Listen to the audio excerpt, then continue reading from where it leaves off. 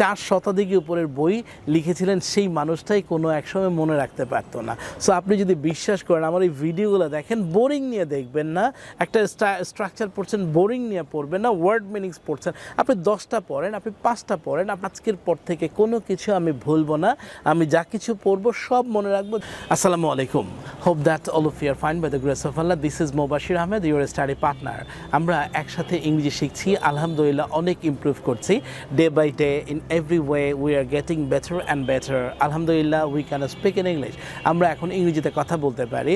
তো আপনারা কমেন্টসের মাধ্যমে আমাদেরকে অনেকে প্রবলেমের কথা জানিয়েছেন, আবার অনেকে আমাদের ইন্সপায়ার করেছেন যে ভালো লাগছে, অনেক ইমপ্রুভ করেছেন। কিন্তু তার মধ্যে থেকে অনেকে বলেছেন যে স্যার আমার মনে থাকে না, বা স্ট্রাকচারগুলো আমি গুছায় বলতে পারছি না, কিংবা ওয়ার্ড মিনিং মুখস্থ করি আপনি মানে ভুলে যাচ্ছি, আপনার ক্লাসটা যতক্ষণ দেখি ততক্ষণ ভালো লাগে, এরপরে আর মনে থাকে না। এটা সমাধানকে আমরা ছোটোবেলা যদি একটু ফ্ল্যাশব্যাকে যাই, ছোটোবেলা একটা কবিতা পড়েছিলাম যে বাঁশবাগানের মাথার উপর চাঁদ উঠেছে ওই, মাগো আমার শোলক বলা কাজলা দিদি কই, twinkle twinkle little star how are wonder what you are. এই যে কবিতাগুলো আমরা কিন্তু ভুলে যাইনি, আমরা মৃত্যুর আগের দিন পর্যন্ত কিন্তু এই কবিতাগুলো ভুলবো না।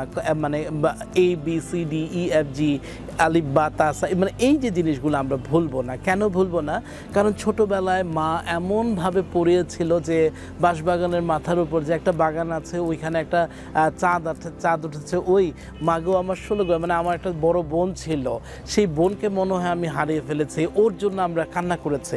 মানে এমনভাবে এটাকে নাটকের মাধ্যমে আমাদেরকে প্রেজেন্ট করেছিল, আনন্দ নিয়ে প্রেজেন্ট করেছিল, যে জিনিসটা আমরা কখনোই ভুলি নাই এবং মৃত্যুর আগ পর্যন্ত আমরা ভুলবো না। মানে এত আনন্দ ছিল। বাট 9-10-এর কবিতাটা পড়তে পারছি না কেন? কারণ ওইটা আমরা মুখস্থ করেছি। তো মুখস্থ বিদ্যা আমাদের ব্রেনে যেটা বেশি দিন থাকে না। আমরা যদি এখন থেকে যেটা করব, আনন্দ নিয়ে পড়বো। আরেকটা ঘটনা শেয়ার করি যে একবার এক ভদ্রলোক মানে বাণিজ্যে গেলেন, হ্যাঁ, একজন বড় মাপের একজন মানুষ বাণিজ্যে যাওয়ার সময় পথের মধ্যে ডাকাতের দল তাদেরকে আক্রমণ করলো। তো ডাকাতের দল আক্রমণ করার পর মানে ওনারা কয়েকজন ছিলেন, তো ওনাদের সবার কাছে যার কাছে ছিল সব কিছু নিয়ে গেছে। তো এখন আমাদের মতো মানে একজন যুবক ছিলেন, তো তার কাছ থেকেও মানে সমস্ত কিছু নিয়ে গেছে। তো তার কাছে এরকম একটা মানে বই ছিল, একটা খাতা ছিল, সেই খাতাটা সহ নিয়ে গেছে।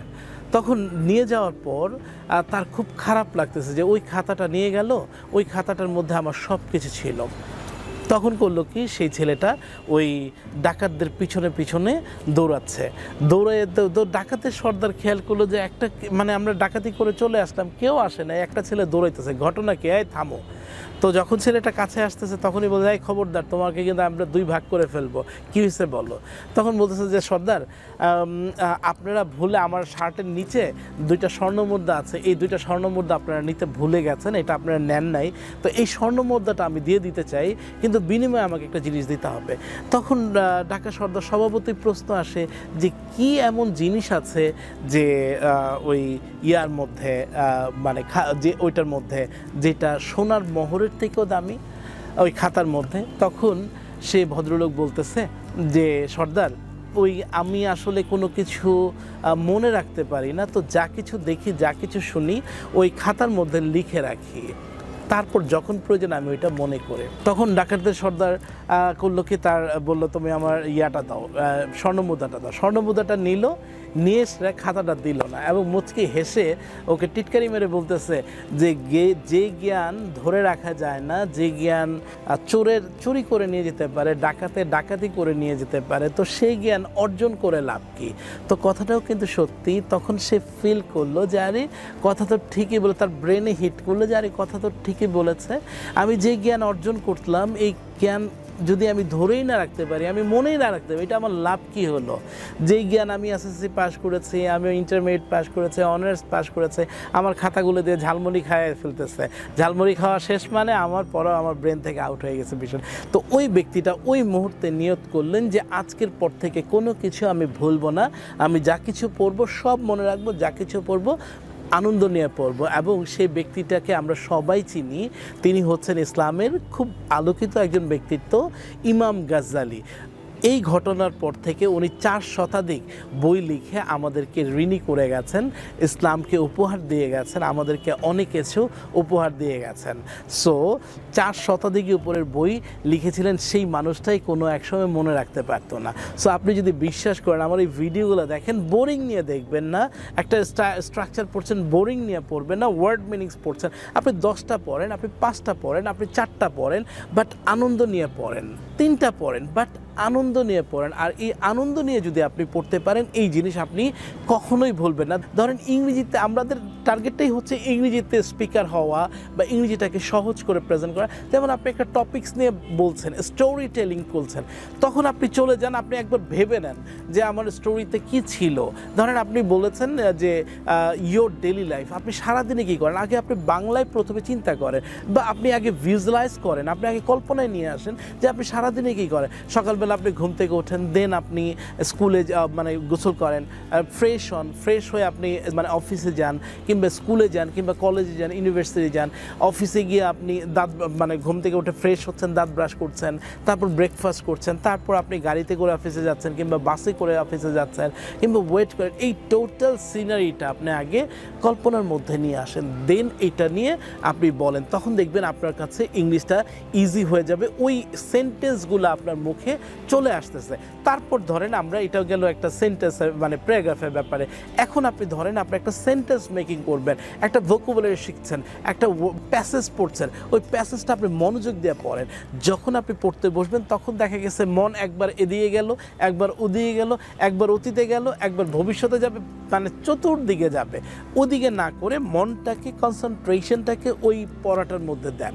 যে ওয়ার্ড, গো মানে যাওয়া, কাম মানে আসা, come came come, play play play, do did done, মানে আপনার কনসেন্ট্রেশনটা, মোবাইলটাকে আপনি পুরো আপনি সাইলেন্ট করে রাখেন, কিংবা মোবাইলটা আপনি এরোপ্লেন মোডে দিয়ে রাখেন, যাতে কোনো ফোন, আপনি যতক্ষণ পড়ছেন, আপনি 20 মিনিট পড়েন, আপনি মনোযোগ দিয়ে পড়েন। যদি আপনি এই জিনিসটা করতে পারেন, I truly believe and I can assure you that you never forget that for the forever, আপনি কোনো দিন ভুলবেন না। তারপর আপনি করতে পারেন এইটা, সেটা হচ্ছে কনভারসেশন। যখন আপনি কনভারসেশন করছেন কারোর সাথে, আপনার পার্টনারের সাথে, আপনি কখনোই আপনি অমনোযোগী হবেন না। যে আপনি পার্টনার আপনাকে জিজ্ঞাসা করছে, how do you feel to live in Dhaka, so আপনি কেমন ফিল করলেন, আপনি অন্যদিকে তাকাই বলছেন আই ফিল গুড, মানে আপনি অন্য মনস্ক, তাহলে কিন্তু আপনার ইংরেজি ইমপ্রুভ হবে না এবং মনে রাখতে পারবেন না। আপনার যে ঘটনাটা, পুরো জিনিসটাকে মনে রাখতে হলে আপনি যেখানে আছেন সেখানে আপনার কনসেন্ট্রেশনটা দিতে হবে। আর ওই কনসেন্ট্রেশনটা যদি আপনি মানে দিতে পারেন, তাহলে এই জীবনে আপনি আর কোনো দিন, কোনো সিচুয়েশন, কোনো মুহূর্ত, কোনো পড়া আপনি ভুলবেন না। সো এই ছিল আজকে আমাদের মানে আলোচনা, যে কিভাবে আমরা পড়াকে মনে রাখতে পারি, ওয়ার্ড মিনিং মনে রাখতে পারি, প্যাসেজ মনে রাখতে পারি, প্যারাগ্রাফ মনে রাখতে পারি, অ্যাসে মনে রাখতে পারি, এবং সব কিছু আমাদের যেন ইজি আয়ত্ত করতে পারি। এটাই ছিল আমাদের আজকে আলোচনা। সো আশা করছি আজকে থেকে আমরা যা কিছু পড়ব, যা কিছু দেখব, সব কিছু আনন্দের সহিত জীবনটাকে উপভোগ করব। তো thank you very much, wish you all the best. দেখা হবে অন্য কোনো পর্বে, সে পর্যন্ত ভালো থাকবেন। আসসালামু আলাইকুম।